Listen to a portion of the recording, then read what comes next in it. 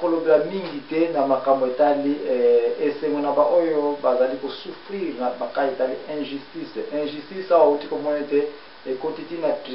tribunal eza système nyonso corrompi epai ya Jezabel. Molimo ya Jezabel eza molimo ya dominance. Molimo ya Jezabel okutama ntina batribunal na biso mikolo eza kodomine sévèrement.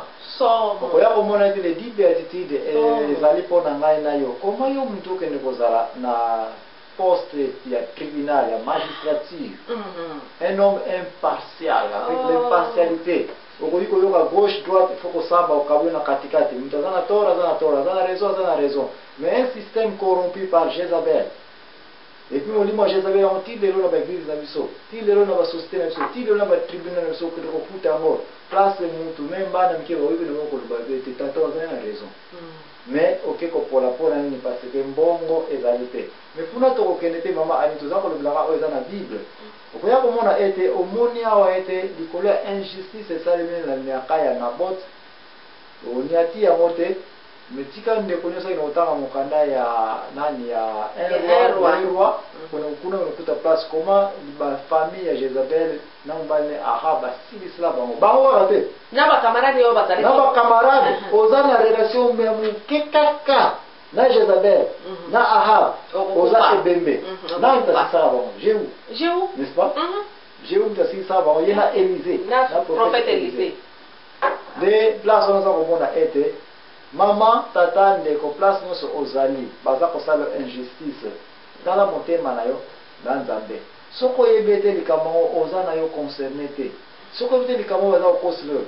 bible elobi sepela parce que Nzambe akosala revanche awa moto moko kaka kufi Nabot mais makila Nabot etangisa bato ebele ndako nyonso mokonzi esila famille moko batie kolobela yango te tala bible koma ba Jezabel na mobali na ye na ligne na bango mikuwa na bango bambo bato balia yango donc niyo bake misala ya injustice mutu moko akobika nango aza te akotikala kozala te okaboli mosuni na mbongo ya injustice okobika te na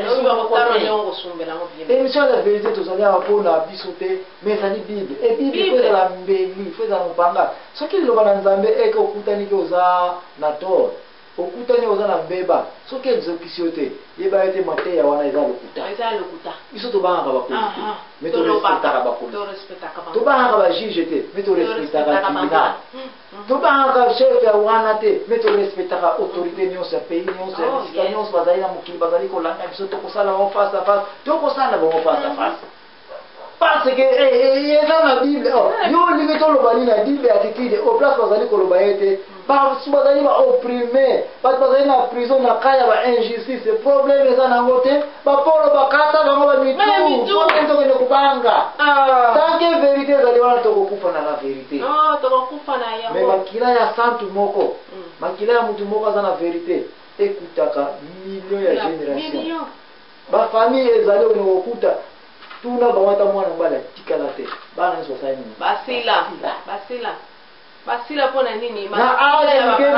parce que mutu aprovokaki likambo yaki injustice se na mbokosa yo te injustice ezala moke ezala monene ezali justice justice ya monene eza te ya moke eza te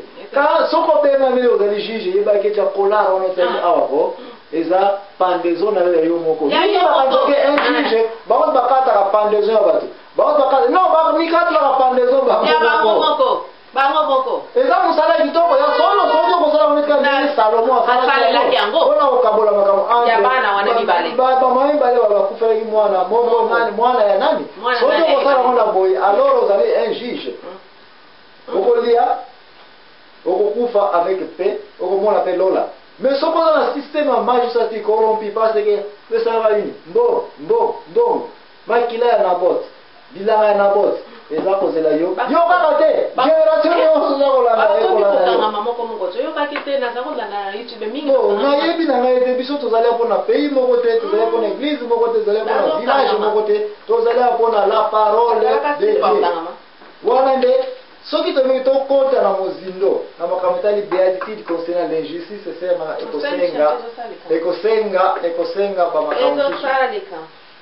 zero tolerance ekosenga ekoloko mosusu oba comprendre biso tozali awa mpona politiki pe te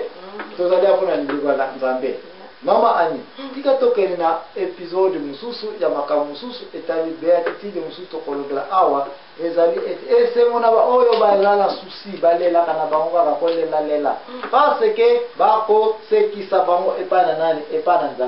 nzambe ya mama ani na yebi na ngate koma bale di beatitude oyo ekoki kozala compliqué na vie na biso.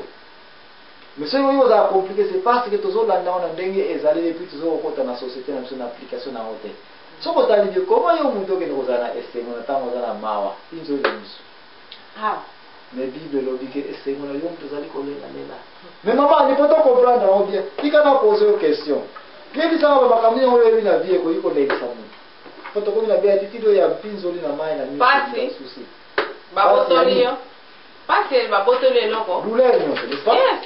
Oskufeli bakoseli yo nini nyonso wana yango mpe esalaka moto ata na loboko na litama bayibi eloko na yo bayibi ye bakoseli yo injustice touti kolobela yango deja yango kaka eza ebele considération na vie eza te oza kosala na mosala ngo bato forme baye kokuta yo wana après 2 ans bato bakoyi bachef na yo mama ani mpona yoba oyo kaka vina biso nyonso biso nyonso na mai na miso na yao na forme bato lelo bango wana bakoyi banani bachef na ngai esalaka pasi mama ani osi omona yango deja oh yes bamona promotion yaka te namona yango frère na ngai na ye te so omonana te place moko okei ovandaki na yo wana parce que fete ezali to na kati ya église oza kochauffe kiti et puis église komi kotonda bato bayelamo na retard yo telema wana kende kovanda kuna considération na vie te nanaelelisaka bato naye te soki nanomona wanga moko mpe sinamona yango mpena na misu mpenza ngai na mpe ngai kiti onga na chauffe deja ngai na telema mpo na nini muntu ankaka keza tulo keza vwana mpe na kiti kini mais sikoyo libete oyike sepela eza pasi frère eza pasi kochola na yebi na ye te soki nanomona koleka na balabala bazaka kolobela yo somi situmi bamama n'est-ce pas otala kutu elamba alati otala kutu aza boye na boye ser na biloko ozongi na ndako na ville ya pamba osokosi kobima na libanda te